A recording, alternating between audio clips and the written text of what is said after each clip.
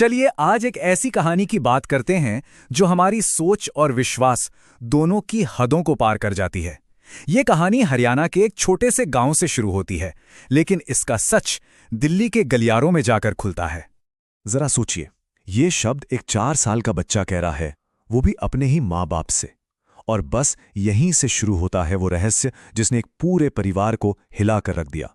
ये एक ऐसा रहस्य था जिसने मनोविज्ञान और विश्वास पर ही गहरे सवाल खड़े कर दिए। तो सवाल ये उठता है कि क्या ये सब एक बच्चे के मन की उपज थी, कोई खेल था, या फिर ये एक ऐसे वादे की कहानी थी जिसे पूरा करने के लिए एक आत्मा ने मौत को भी पार कर लिया।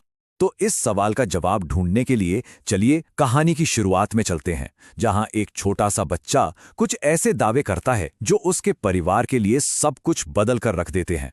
एक ही शरीर लेकिन पहचान दो। एक तरफ था देवांश, हरियाणा के एक गांव का एक मासूम बच्चा, और दूसरी तरफ उसी बच्चे के अंदर था कर्नल रघुवीर, एक 35 साल का फौजी अफसर। मतलब ये कैसे हो सकता है?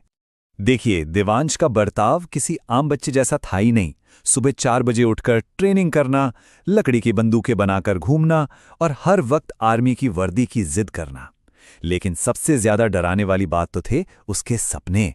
वो अक्सर नींद में चिल्लाता था, कहता था उसे 3 गोलियां लगी हैं, और प्रिया का नाम लेते हुए जाग जाता था।